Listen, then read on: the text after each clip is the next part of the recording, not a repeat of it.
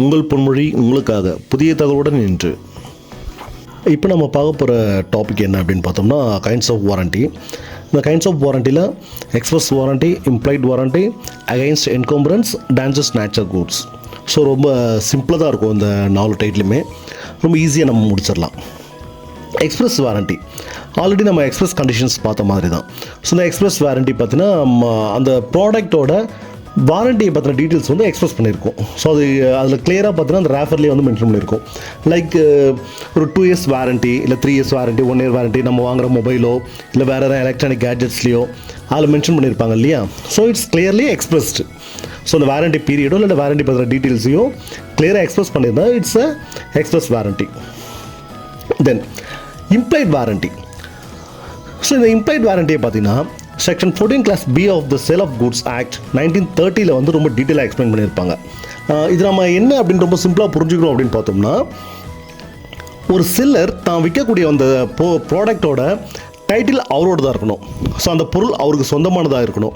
அப்படி இருந்து அதை விற்கும்போது பையர் அதை வாங்கி அதை தன்னோட பொசிஷனில் தான் வச்சுக்கிறதுக்கும் அதை என்ஜாய் பண்ணுறதுக்கும் அதில் உள்ள லாபங்களையும் அதோட பலன்களையும் அனுபவிக்கிறதுக்கான முழு உரிமை வந்து பார்த்திங்கன்னா அந்த பையர்கிட்ட தான் இருக்குது. ஸோ இதுதான் வந்து இதில் சொல்லப்படுற விஷயம். சப்போஸ் அந்த செல்லர் அங்கே breach of implied warranty of quiet possession அவர் பண்ணியிருக்காரு அப்படின்னு சொன்னால் அதை கிளைம் பண்ணி அந்த டேமேஜஸ் அண்ட் அந்த என்டையர் ப்ராடக்டோட காஸ்ட், ஸோ எல்லாமே வாங்கக்கூடிய ரைட் வந்து பார்த்தீங்கன்னா பையர்கிட்ட இருக்குது. இதை சிம்பிளாக சொல்லணும் அப்படின்னு பார்த்தோம்னா, ஒரு செல்லர் அவருக்கு உரிமை இல்லாத ஒரு பொருளை விற்கிறது மூலமாக பையருக்கு ஏற்பட நஷ்டத்தை அந்த செல்லர் தான் ஈடு செய்யணும். இவ்வளோதான் விஷயம். ஸோ இதில் அந்த செக்ஷனில் என்ன சொல்லியிருக்கு அப்படின்னு பார்த்தோம்னா, and implied warranty that the buyer shall have and enjoy quiet possession of the goods. So இவ்வளோதான் விஷயம். இதில் ஒரு கேஸில் ஒன்று இருக்குது. இந்த கேஸில் பார்த்தோம்னா நமக்கு இன்னும் தெளிவாக புரிஞ்சிடும். நிப்லெட் வெர்சஸ் கன்ஃபெக்ஷனர்ஸ் மெட்டீரியல்ஸ் கம்பெனி. ஸோ இந்த ஒரு கேஸில் இருக்குது. இதை வந்து பார்த்தோம்னா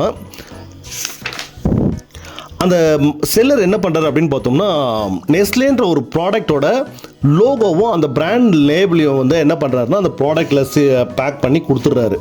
அப்போ பையர் வந்து அவரோட தாட் என்ன அப்படின்னு பார்த்தோம்னா, இது வந்து நெஸ்லேவோட ப்ராடக்ட் அப்படின்ற எண்ணத்தில் தான் அவர் அதை வாங்குறாரு. ஆனால் நெஸ்லேவுக்கும் அந்த செல்லருக்கும் சம்மந்தமே இல்லை. அந்த ப்ராடக்ட் நெஸ்லேவோட ப்ராடக்டே கிடையாது. ஸோ அப்போ அந்த செல்லருக்கு வந்து அந்த டைட்டிலே கிடையாது.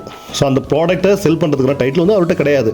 ஆனால் அவர் வந்து அந்த டூப்ளிகேட்டாக கொடுக்கும்போது இப்போது பையருக்கான ரைட் என்ன அப்படின்னு பார்த்தோம்னா, பையர் வந்து அதோட ஆக்சுவலாக அது டூப்ளிகேட் ப்ராடக்ட், அந்த ப்ராடக்ட் வந்து நமக்கு கிடைக்க வேண்டிய காஸ்ட் வந்து ரொம்ப கம்மி. குறைவான காஸ்ட்டில் கிடைக்க வேண்டிய ஒரு பொருளை அதோட லேபிளை போலியாக மாற்றினதுனால அந்த ப்ராடக்ட்டுக்கான காஸ்ட்டை தான் கொடுத்து வாங்கியிருக்காரு. ஸோ அப்போ இங்கே பையருக்கு ஒரு லாஸ் ஒன்று ஏற்பட்டிருக்கு, கொண்டு வர முடியும். ஸோ அவருக்கு ஏற்பட்ட அந்த டேமேஜஸை வந்து அவர் கிளைம் பண்ணிக்க முடியும். அந்த இழப்பீட்டையும் வந்து அவர் வாங்கிக்க முடியும். ஸோ இதை இந்த கேஸில் சொல்லிருக்கு. இதை வந்து நம்ம இதுக்கு முன்னாடி ஒன்று பார்த்தோம், implied condition as title and trade names.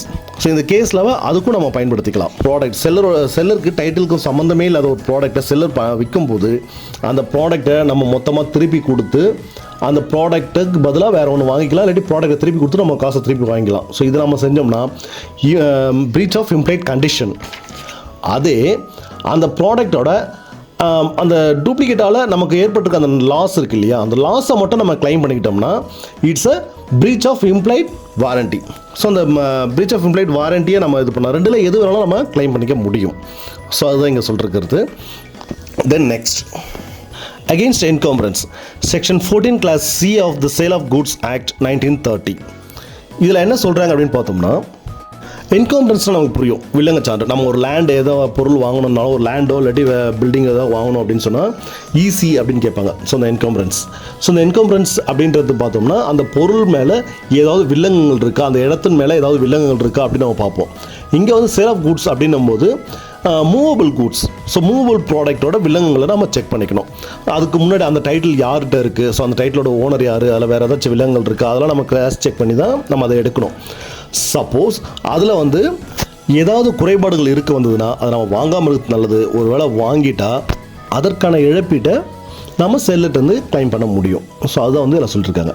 இல்லை செக்ஷன் 14 கிளாஸ் சியில் சொல்கிறது பார்த்தோம்னா, an implied warranty that the goods shall be free from any charge or encumbrance in favor of any third party not declared or known to the buyer before or at the time when the contract is made. அதாவது pier இதை வாங்கும் போதோ இல்லாட்டி அந்த இதுக்கான contract உருவாக்கும் போதோ அந்த பொருள் மேலே வேற ஒரு எந்த ஒரு மூன்றாவது தரப்பினர் இருக்கும். ஸோ ஒரு தேர்ட் பார்ட்டிக்கு வந்து அந்த பொருள் மேலே எந்த ஒரு வேறு ஒரு மூன்றாவது தரப்பினருக்கு வந்து அந்த பொருள் மேலே எந்த ஒரு உரிமையும் இல்லை அப்படின்னு சொல்லிட்டு மறைமுகமாக சொல்லப்படுற ஒரு விஷயம். ஒரு உதாரணத்தை நம்ம பார்த்துடலாம். செல்லர் என்ன பண்ணுறாரு அப்படின்னு பார்த்தோம்னா, அவர் வந்து ஒரு காரை செல் பண்ணுறாரு. அந்த கார் வந்து வேற ஒரு இடத்துல வந்து அடமானம் வைக்கப்பட்டிருக்கு. ஸோ அப்படி அடமானம் வைக்கப்பட்ட பொருளை வந்து அவர் இன்னொருத்தர்கிட்ட விற்க முடியாது. ஸோ அப்படி விற்கும்போது அங்கே பையரோட ரோல் என்னென்னா, அந்த என்கம்பரன்ஸை வந்து அவர் செக் பண்ணியிருக்கும். மேபி அவர் செக் பண்ணாமல் அதை வாங்கியிருந்தார்னா, அதுக்கு இவர் வாங்குறதுக்கு முன்னாடி வந்து அங்கே ஒரு தேர்ட் பார்ட்டி இன்வால்வ் ஆகியிருக்காரு. அவர் அந்த காரை வந்து ஹைப்போதெகேஷன் பண்ணியிருக்காரு. அப்படி இருக்கும்போது அவருக்கு தான் அதுக்கான ரைட் இருக்குது. இங்கே ஏமாந்தது பையர் வந்து யார்கிட்ட ஏமாந்துருக்காருன்னா செல்லர்கிட்ட ஏமாந்துருக்காரு. அப்போது இதுக்கான சார்ஜஸ் வந்து கிளைம் பண்ணணும், அதுக்கான டேமேஜை கிளைம் பண்ண வேண்டிய உரிமை யாருக்கு இருக்குது அப்படின்னு பார்த்தோம்னா பையர்கிட்ட இருக்குது. ஸோ பையர் யார்கிட்ட அதை கிளைம் பண்ணணும்னா செல்லர்கிட்ட தான் அதை கிளைம் பண்ண முடியும். ஸோ இங்கே வந்து பார்த்தோன்னா buyer cheated by seller. Okay, next dangerous nature goods. So இது வந்து ஒரு கேஸில் இருக்குது. இந்த கேஸில் நம்ம பார்த்துடலாம். இந்த கேஸில் வந்து வேற ஒரு விஷயத்துக்கு நம்ம பயன்படும். liability of the seller under law of torts. So uncodified law அப்படின்றத வந்து நம்ம இதுக்கு முன்னாடி வேற ஒரு போர்ஷனில் நம்ம பார்த்துருப்போம் வேற சப்ஜெக்டில். இங்கே வந்து பார்த்தோம்னா இந்த டேஞ்சரஸ் நேச்சர் கூட்ஸ், ஸோ இந்த கேட்டகரியில் ஒரு கேஸில் இருக்குது. ஸோ இந்த கேஸில் நம்ம பார்க்க போனோம்னா Clarke versus army and navy cooperative society limited. ஒரு டேஞ்சரஸ் நேச்சர் கூட்ஸ் அப்படின்றது என்ன அப்படின்னு பார்த்தோம்னா, ஒரு பொருளை வந்து செல்லர் வந்து கொடுக்கும்போது அந்த பொருளை ஏதாவது ஆபத்து இருக்கா, ஸோ ஆபத்து இருந்தால் பையர்ட்ட அதை பற்றின விளக்கமாக சொல்லியிருக்கணும். அப்படி இல்லாட்டி ஆபத்தான பொருளை அவர் விற்றுருக்க கூடாது. ஸோ அப்படி விற்றுருந்தா இது வந்து breach of warranty.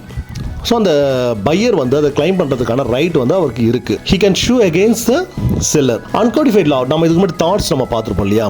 So liability of the seller under law of torts. இந்த செயலுக்கு வந்து செல்லர் தான் முழு பொறுப்பு. இங்கே இந்த Clarke versus army and navy cooperative society limited இந்த கேஸ் என்ன அப்படின்னு பார்த்தோம்னா, இந்த ஒரு கோஆபரேட்டிவ் சொசைட்டியில் அவர் பவுடர் டின் வாங்குறாரு. ஸோ அந்த பவுடர் டின் வாங்கிட்டு அவர் வீட்டுக்கு போகும்போது அந்த பவுடர் டின்னோட மூடி வந்து டேமேஜ் ஆயிருக்கு. ஸோ அந்த டேமேஜ் ஆன விஷயம் வந்து செல்லருக்கு தெரியும். ஆனால் அதை பற்றி வந்து பையர்ட்ட தகவல் கொடுக்கல, அதோட எச்சரிக்கையும் அவர் கொடுக்கல. அவர் நேராக வீட்டுக்கு கொண்டு போகிறார். வீட்டுக்கு கொண்டு போது அவங்க ஒய்ஃப் என்ன பண்ணுறாங்கன்னா, அந்த மூடி உடஞ்சது கவனிக்காமல் அதை பற்றின ஒரு புரிதல் இல்லாமல் அவங்க என்ன பண்ணுறாங்கன்னா, அதை ஓப்பன் பண்ணுறாங்க. ஓப்பன் பண்ணும்போது பவுடர் தெரிச்சு அவங்க கண்ணில் பட்டு பார்வை இழந்துடுறாங்க. ஸோ அதனால வந்து என்ன பண்றாருன்னா, அவர் இந்த இன்ஜுரிக்கு இந்த டேமேஜுக்கு வந்து அவர் கிளைம் பண்றாரு. ஸோ அந்த இழப்புக்கு கிளைம் பண்ணக்கூடிய உரிமை வந்து பார்த்தீங்கன்னா பையருக்கு வந்து right to claim the damage from the seller. இது புதிய தகவலை சிந்திக்கும் என்ற நம்பிக்கையில் விடைபெறுகின்றேன்.